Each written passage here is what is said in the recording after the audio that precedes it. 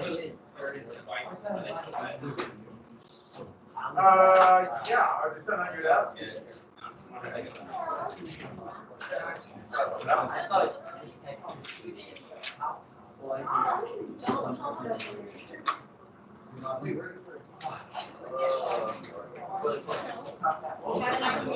Someone was chowing down. What? Okay, did we get to Einstein's grouping? Okay, so, a couple things. Jake is turned in to Total War. Does anybody else have Total War? I will take it. If not, I won't like it again tomorrow, but that was the extra credit. Can we submit it on time? Yep. Isn't the time? But I'm trying to spare due tomorrow. And I will give you the documents for the DBQ today, but the DBQ will be on Tuesday. I was going to do it Wednesday, but if we have a Tuesday's on Wednesday. so it is due on Wednesday. I'm going to give 6 in this row. Let's see if we can figure out what the other 2 are. Let's see if this row can figure it out. You got to walk back. It's going to be tough. Oh no. If you're young and or strong. What if I made a paper airplane? That's kind of cool.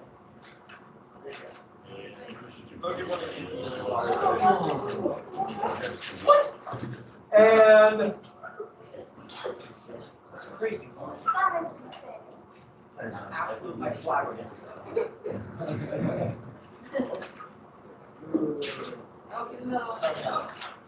we have enough, or do we have one extra? We need one more. This is Please write on it, underline it. Remember, you have to use in your own words to show how the document will reinforce your thesis statement. And you'll come in on Wednesday, you'll sit down and you'll write. You have to turn in a brainstorm outline and thesis. And so make sure you have 10 or so very good facts. I'll use one word, it's just for you, but I don't want you to forget things. Be organized. You're going to write an opening and 3 body paragraphs. So that's an average of using about 2 documents per paragraph. Don't forget to show documentation. I'm trying to think of anything else. Oh, for 3 of them, you have to show a half. Remember to show historical content or the purpose. Or for 3 of the documents, that's just 1 more additional sentence. Remember, you got to basically say that blank believes this because of, and then what happened. And don't forget outside information, context, and have fun with it. Please write on the DBQ. Yes? So are we doing the same thing last time? On like 5, right? No, you're right. So you're writing, you're going to make the outline for all the whole thing because you're going to write the opening and the 3 body. And then in class, we write 5 paragraphs. And then class, you're going to write 4. You're going to write the opening and 3 body. So no We're not conclusion. writing, no conclusion. No conclusion. And triumph and despair is due tomorrow. So I'm going to go through as much of the events leading into it. My assumption is you have a good idea what happened after that, but we've got to get to how they got into it, because it also explains how it ended so horribly. So we got Einstein's grouping, right? The horrors of that.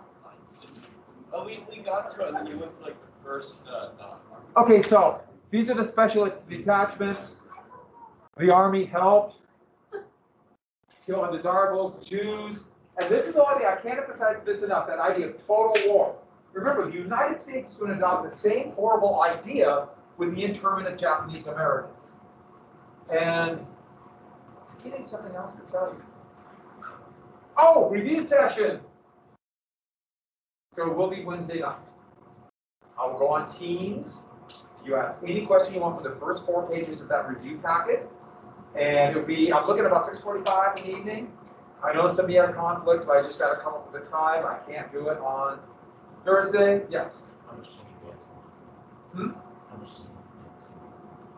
How long will it go?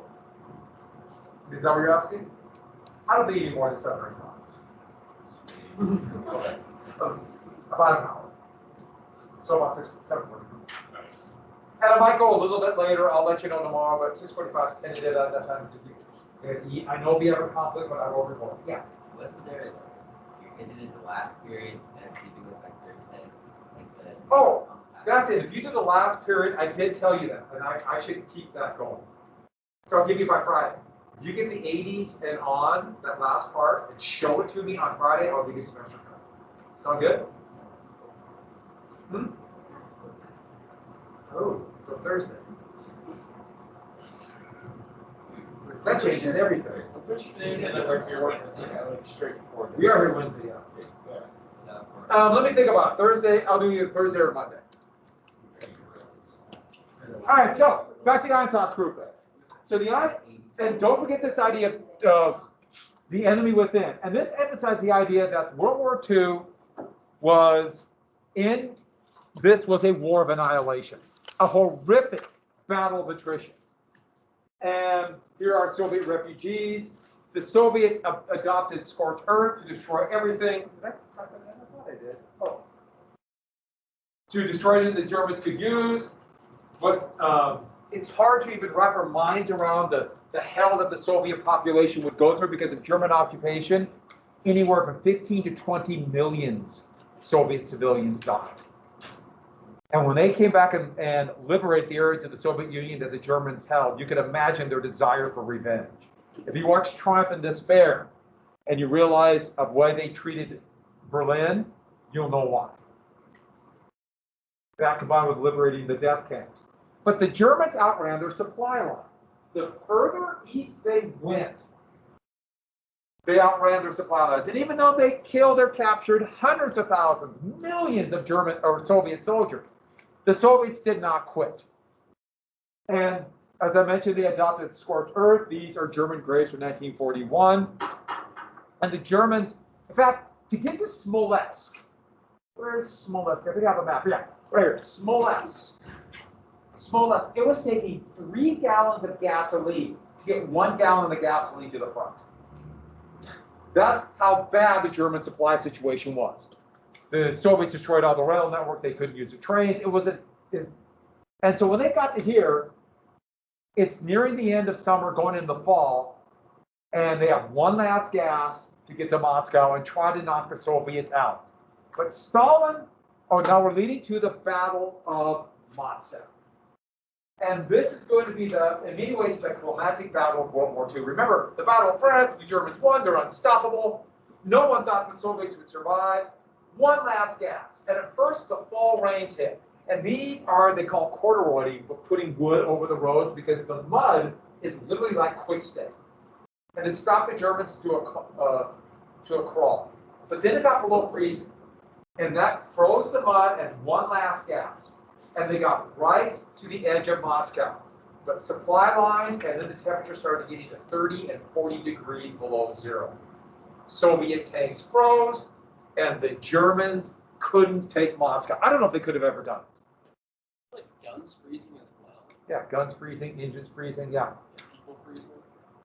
It was awful. And the Germans didn't have any equipment because if it was taking that much to get gas there, just imagine there's no winter. Yeah.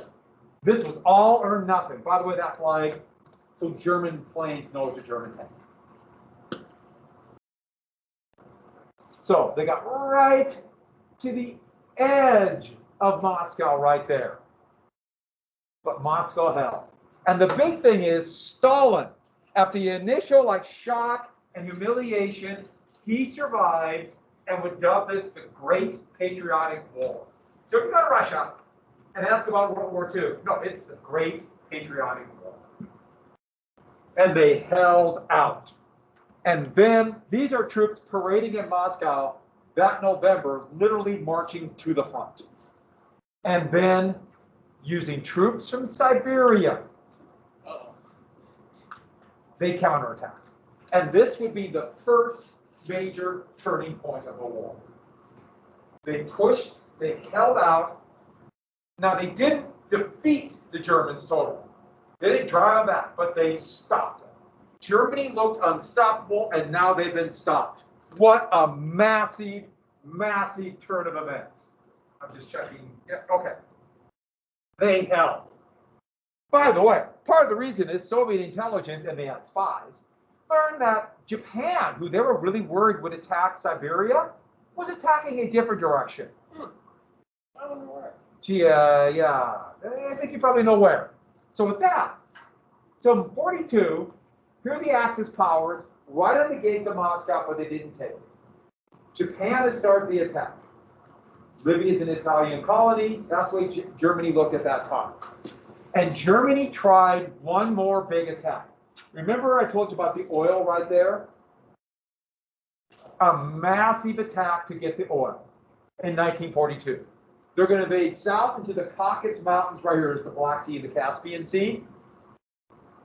But once again, this they started out running their supply lines, and this time it was more of a battle of attrition. Russia didn't get, the Soviets didn't get a bunch of troops surrounded. They kept their army intact, and even though the Germans did advance all the way into the mountains,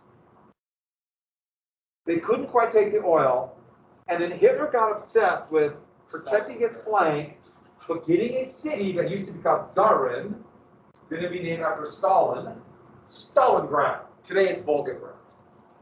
It's Volgograd. And the Battle of Stalingrad through the winter of 42, 43, actually it began about August 42, where Hitler became obsessed with taking this city. And they got bogged down in horrible fighting. Here are the Soviets outside the city. Here's German attacking the suburbs. We're talking soon building the building. Heck, they were fighting in the sewers. The most horrible fighting was in the stairwells. Whoever controls the stairwells controls a building. They destroyed the town, killed thousands, through absolute hell of attacking. Here's Germans attacking at Soviet counterattack. The Germans took most of the town except for a few spots along the river, but they held out. The Soviets held, and when winter hit, you know what's going to happen, right? Another counterattack. And this time, the Germans broke through. It was actually the Italian and Romanian lines who were unamused about being there. Surrounded the Germans at Stalingrad. The Germans couldn't liberate it, and Stalingrad would be a decisive turning point, second turning point victory. You had to go very fast through Stalingrad. I'm sorry. That's life, right? The Germans can be beaten. Over 150,000 Germans would surrender. That same number would be killed. A horrible bloodbath. An entire German army would be destroyed. And these prisoners, these POWs, would not be released until 1954. Be about 8% that survived. This was a war of annihilation. It's hard to understand how horrible this was.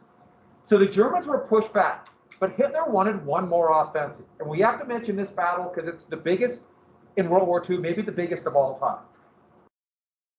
The Battle of Kursk. The last real German offensive, right here. So Stalingrad's here, Moscow's here. They're just a pinch off this sailor. They have no purpose. Hitler just wanted a victory after the humiliation after Stalingrad. But remember I told you about the Enigma machine and the British had broken their codes? Well, Stalin knew, and they were waiting. The Soviets were waiting. And so the Germans attacked into prepared defenses, and it was, without a doubt, the biggest tank battle in history and the biggest battle of World War II and maybe the biggest battle ever. It was a massive tank-to-tank fight. Here are Soviet tanks, very good T-34s, the brand new but very unreliable Tiger tank. Slave labor breaks stuff. There's another Tiger tank. And this would be, it's hard to tell you the scope of this victory. A decisive Soviet victory. This broke the back of the German army. They could never again have this kind of offensive in the East, and it was only now a matter of time. And the U.S. did not have large numbers of troops. Same with the British that were fighting anywhere a little bit in North Africa. They were just about ready to attack Sicily, but that's it. And the German army was beaten. This is important because think about the point of view of the Western Allies, Britain and the United States, especially the U.S. once they kind of get back to we're not going to be involved in this stuff anymore. What's the post-World War world going to be like? The Soviets now seem invincible. They beat the army that no one thought could be beaten. They not only beat them, they destroyed them. And eventually they're going to take Berlin. We all knew. Everyone said, oh, the U.S. and the British did it. No, the Soviets. We knew it. What's the post-war world going to be like? Are we going to be able to stop them? Are they just going to take all of Europe? Maybe we need something to tell them. So with that, this is what we call, in layman's term, a hint. Did you catch the hint? If you didn't, you got to work on catching hints. So at that, the Soviets would begin a massive counterattack in 43, push the Germans back hundreds of miles. In 44, at the same time as D-Day, they did the biggest offensive in world history up to that time called Operation Migration. I just want to say migration. It's not the biggest offensive ever. You know the biggest offensive ever? When the Soviets would attack Manchuria, August 8, 1945. Gee, I wonder if that will have effect on the Japanese. I wonder what they'll do 7 days later. So with that, so while this is going on, the Germans are creating a network of absolutely hellish concentration camps. Over 1,000 concentration camps. Some very small, some massive factories where slaves would be worked to death. Now, many of them would be Jews, or other what they called undesirables. A lot of them would just be kidnapped from and taken as hostages partially too, out of France or Poland or wherever it might be. That's one of the things after this war. There's going to be 10 million refugees, and many of these slave laborers are just kind of released and they're in Germany. And so these concentration camps, this is actually in Auschwitz. Auschwitz was a whole archipelago of camps. But at the same time, and that is the concentration camp at Auschwitz. The original one was an old Polish military barracks that they turned into a political prison, and then they had these little branches of factories that would be operating with slave labor. By the way, don't forget what I told you about slave labor. Remember the events leading up to the Civil War? Slaves fight back by breaking stuff. Part of the reason German equipment was so unreliable is slaves fought back, which risked their life. They fight, just not the way you think. Here's another little way they fight. This picture, it's like my photography, well centered. This is Auschwitz. This is not the death camp, which is called Birkenwald, but it's in the complex of camps. Remember I told you about art fight, not cry, work makes you free? You see what one of the prisoners did as a little way to fight back. Oh, that's It's upside down. They put the bee in upside down and it still survives. I just think that it's something, it's a way to fight back. So at that, so the Germans by 1942, what is the Jewish question? That's what they call it. You have this enemy within. What do we do? And so a couple of things really quick. First off, by 1942, total war. Don't forget this concept. We have this enemy within. They begin to use, at first, ghettos. And that's a medieval term, kind of a walled enclosure within a city where they begin to put Jews. And many of them will be starved and brutalized. These cities, a little bit of yellow, would have ghettos. But then what? Well, eventually, later that year, especially when it was clear that the offensive in 42 wasn't going the way they thought, the decision was made for what's called the final solution. At the Wannsee Conference, Wannsee is a little resort outside of Berlin. You can go there. These are all the SS and other Nazi officials that were there. Most famous would be Adolf Eichmann or Joseph Heydrich, who would be killed by Czech commandos. But they decided here the only solution to this was the systematic slaughter of everybody that was deemed as undesirable. Number one would be Jews. And this became the number one priority for the German bureaucracy. An entire bureaucracy was created that would organize people using the rail networks Germany had to slaughter people. Think about the insanity of this. In so many ways, but let's get to the main one. The Germans are going to spend all these resources, literally, until the moment the Soviets arrive at these death camps and liberate them. They're going to use all their resources to kill and slaughter and torture so many people when they're literally in a war of annihilation with the Soviet Union, and their number one priority, to murder people. The insanity of this state is hard to even wrap your mind around. Yet, people got rich, people made money, so the death camps would be in Poland. These ones that right at the death camp. So, outside of Auschwitz would be the death camp at Bergen. And there'd be other ones. So Auschwitz was a concentration camp. There were a couple other concentration camps, and then Birkenwald. And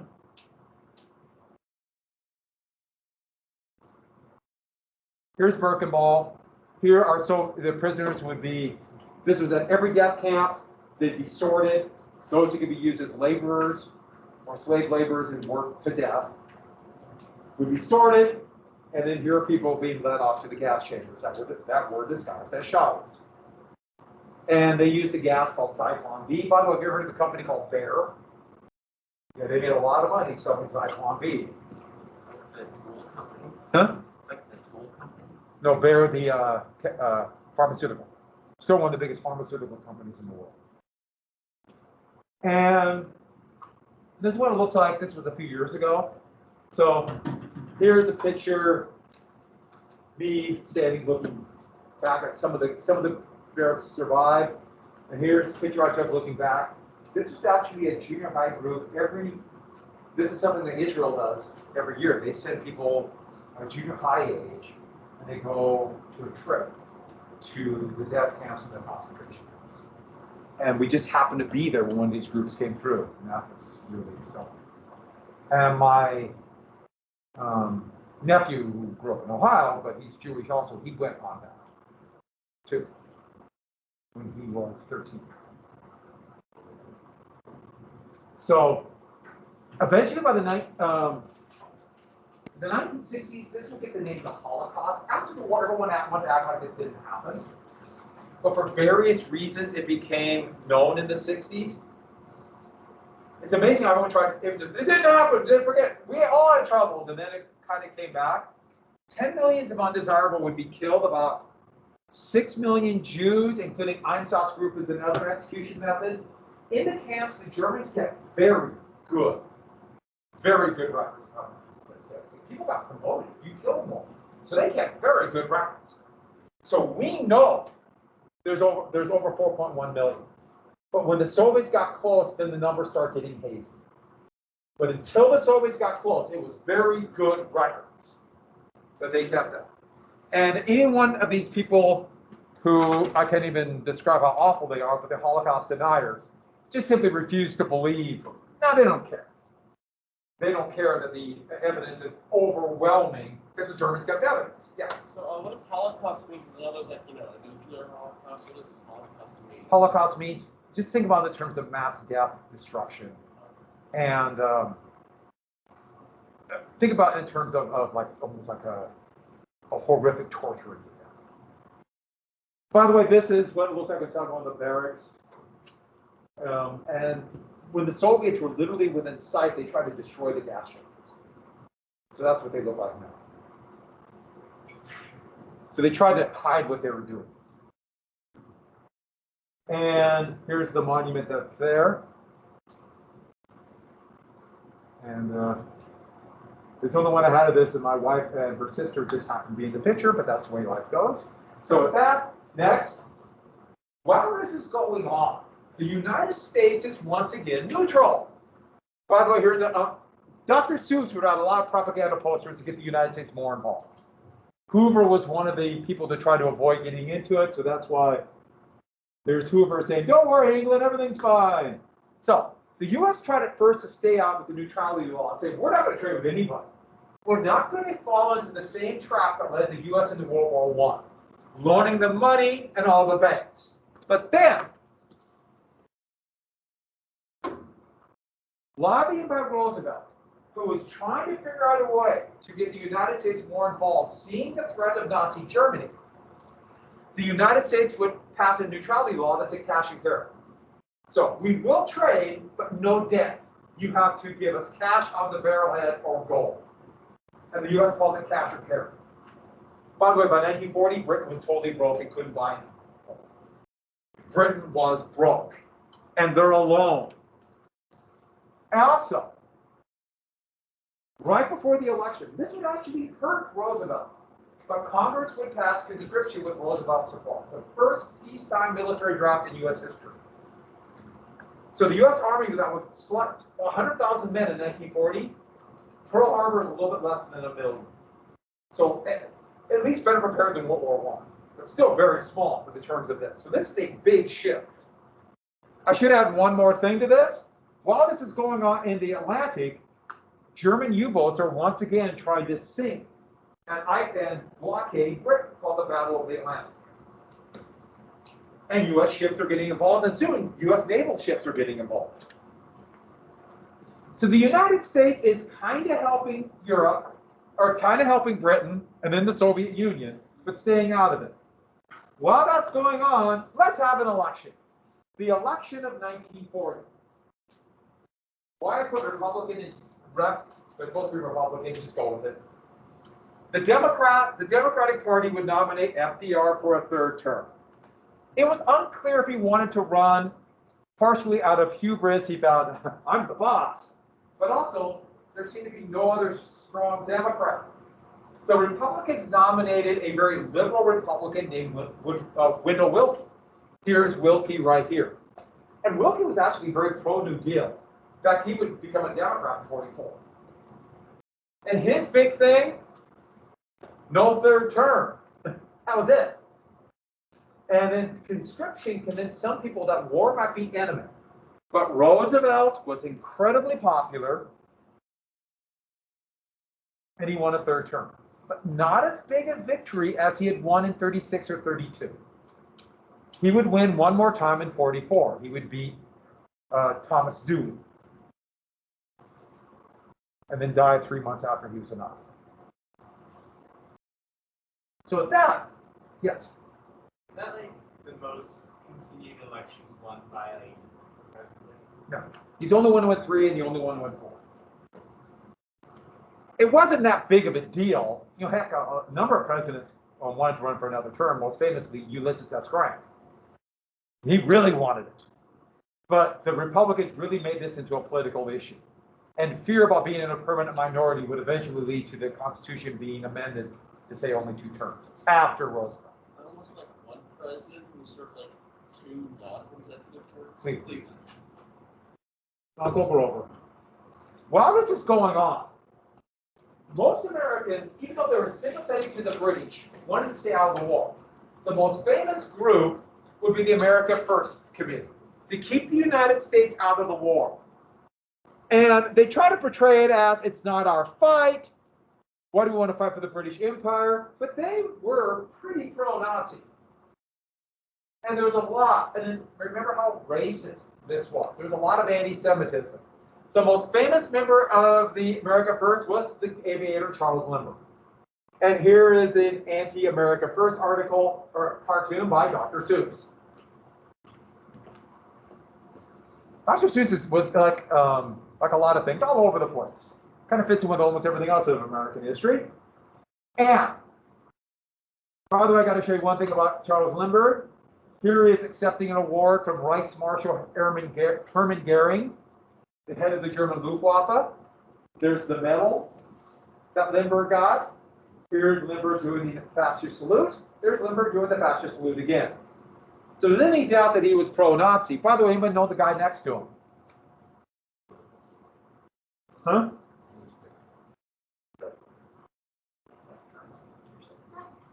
Yeah, I was gonna say. I don't think That's Montana Senator, a Republican by the name of Burton K. Wheeler. Montana, yes. Okay. So, while this is going on, after the election, Roosevelt was able to push through Congress Lend-Lease. And Lend-Lease was direct aid to countries fighting aggression. I mean, literally, just give weapons to countries fighting aggression, meaning countries fighting Nazi Germany. And he called it, we're not going to go into fight, we will be the arsenal of democracy. Here's Uncle Sam, you're the arsenal. And his analogy was this. So we're not going to deal with the debt issue. We're just going to give weapons and food and oil to the British and all the other allies, most importantly, soon, the Soviet Union. Well, the idea is we'll give it to them, and then after the war, we're lending it to them, they'll give it back. Now that's ridiculous, right? Especially, you think about the millions of tons of spam we're going to give the Soviets, and they go, we're not going to get that back. But This, yeah, that was kind of a misleading little scam, but his story was, if your neighbor's house was on fire, wouldn't you loan him your hose and then get it back? We're just going to give what? By the way, over $20 billion worth of stuff, and it was worth every penny. In fact, we didn't quite get the Soviets enough, considering what they went through to defeat Nazi Germany. But that's the point. Just short of war. But now we're kind of allied with the Allies, huh? Did I just say allied with the Allies? Just go with me on that one. While that's going on, oh, one more thing. Churchill and FDR would meet out of Newfoundland on the brand new British battleship, the Prince of Wales. The Japanese would sink 2 months later. And they laid out what's called the Atlantic Charter, which set out the goals of a victory. The U.S. is not the war yet. But this idea of what a better world that we will make, this will become the basis of the UN Charter after the war. How do you like this picture? Roosevelt and Churchill.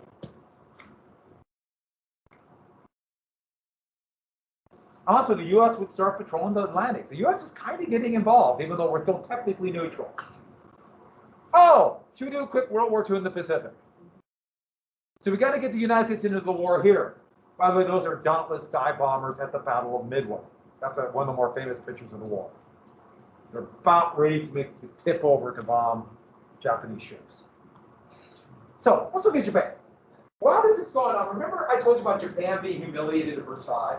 And I also told you about how they were really hurt by the Depression. And don't forget Manchuria. Japan attacked Manchuria in 1931. The army just did it. And after that happened, over the next few years, the army literally took over, or it's also called the militarization of Japan. There's still technically a civilian government, but the army's in power. The Navy's strong too, but the Army is the most radical group. And Emperor Hirohito, right here, a very young man when the war began, he approved. He was for this. And more, Japan is thinking, we're going to get our own resources. We're never going to be short of the iron or the nickel, or what's the biggie? Oil. Ever again. This is the Japanese Empire in 1937, by the way, right here. The map looked okay, then I realized it's kind of... Here's the Emperor went out. Oh, did you hear what I said? Mm-hmm. He was Emperor when I was a kid. I know what you're thinking. Yeah, that's the 1920s. No! That's what we call another hint.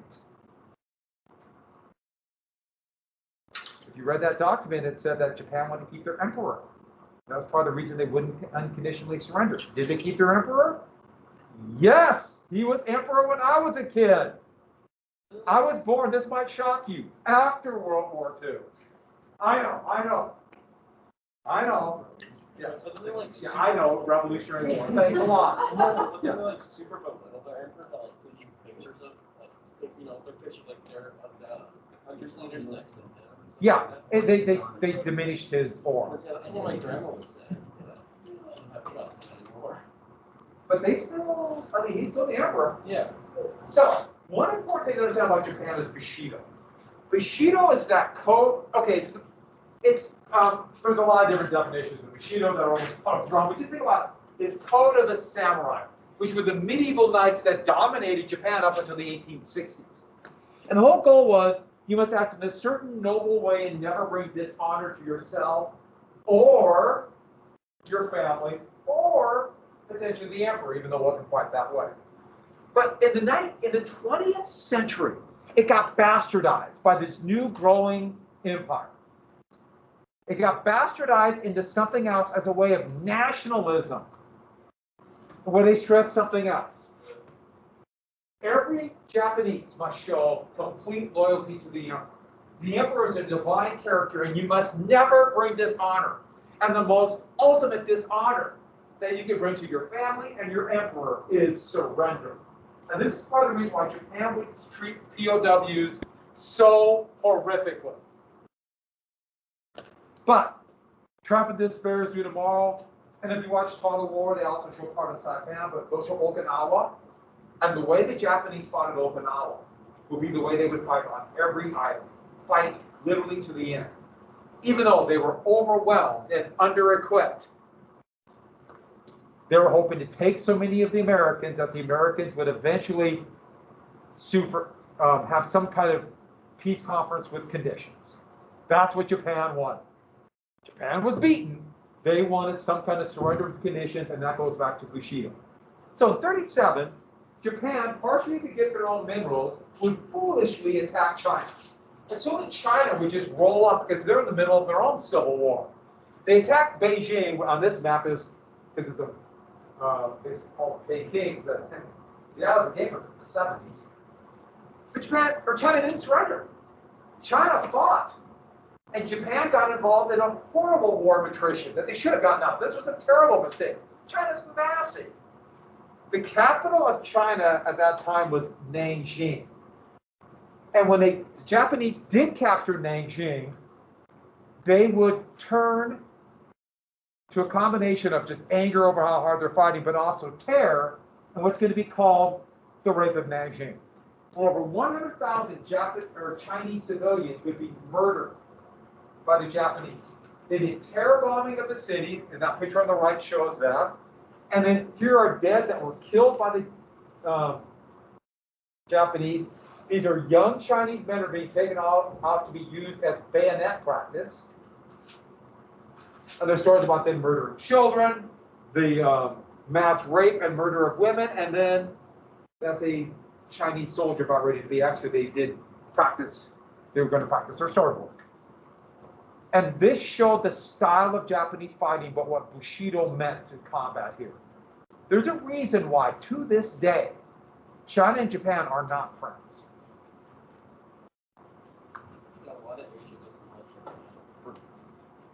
Yeah, they don't like the U.S. or Britain either for that, but yeah. And in 1940-41, remember France fell? French Indochina is now ripe for the taking. And so they occupied the northern part in 40, then the southern part. Here's French Indochina. You see it on the map?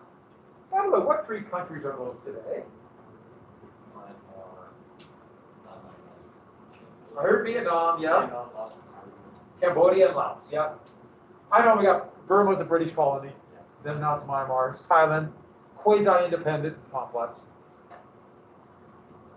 They took, and that's when the United States, looking at this, seeing America's own colony right here, and also worried about war in Europe and Britain still being alone, in 41, the United States decided to embargo oil, not trade oil with Japan.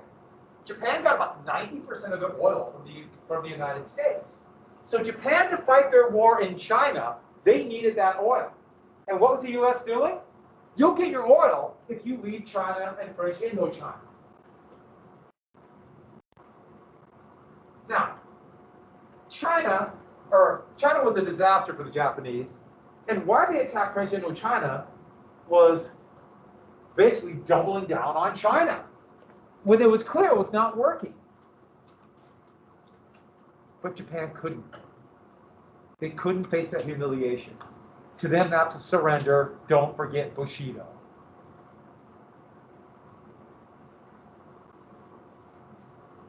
So what did Japan decide? We'll get our own oil. Now, they thought about attacking the Soviet Union, but the Soviet oil supplies are really far away. And there was actually two big battles between Japan and the Soviet Union, here and here, and Japan got routed. They wanted the Dutch East Indies had some of the best oil reserves in the world. Today it's Indonesia. So let's get going. The Netherlands had a government in exile in Britain. They'll fall. No, they won't, but they hold their colony. We'll take their colony. The problem is this. Who else has colonies between Japan and the Dutch East Indies? Who could stop the trade? The U.S. has colonies here, but also Britain. And that's why they decide to attack Britain and the United States. Because of the Philippines, they're going to knock out the U.S. Navy and the Royal Navy. And they thought one quick, decisive blow, and the U.S. would just simply back off. And you guys know why the Japanese felt this way. U.S. allies, Britain and France, were beaten by the Germans. France fell, and the U.S. did nothing. The U.S. must be pretty weak. So, one attack will fail. So that's why they did that. It's one of the great what-ifs in history. What if they wouldn't have attacked the U.S.? Think the United States would have gotten a war to protect the Dutch government in exile to keep their colony? No. It's one of the great what-ifs. Why Pearl Harbor?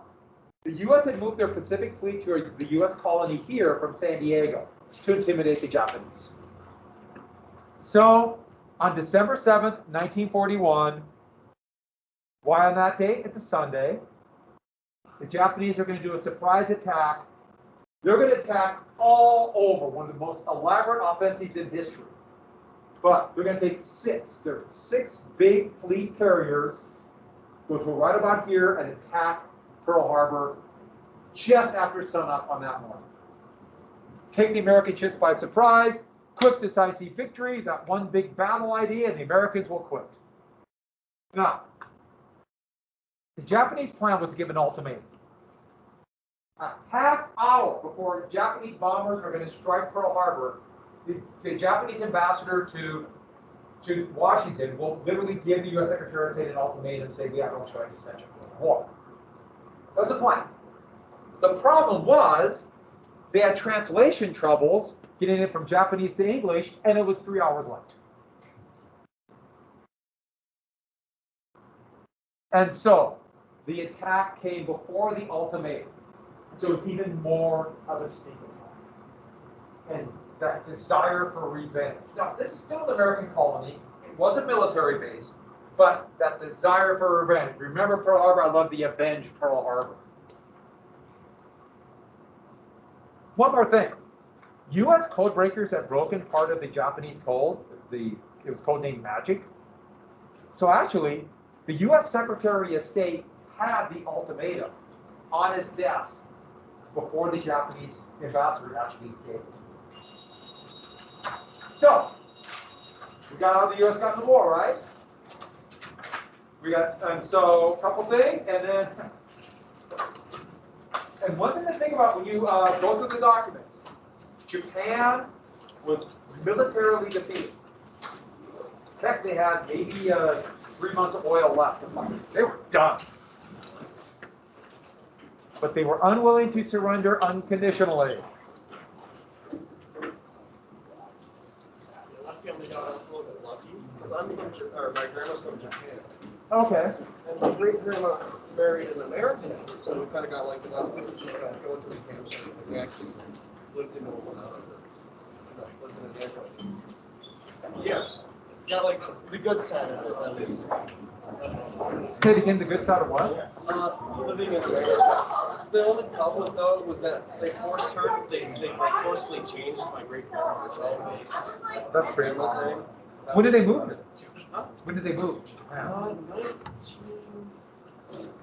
When they moved to Japan? They moved here from Japan. 1950 something.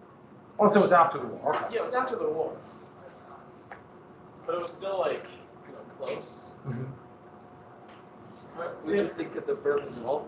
It was good. I liked it. That was entertaining. Yeah. And there's still parts of that wall where you can see it. There's a little bit left. They destroyed most of it. Yeah. That was really good. Thanks for sending that.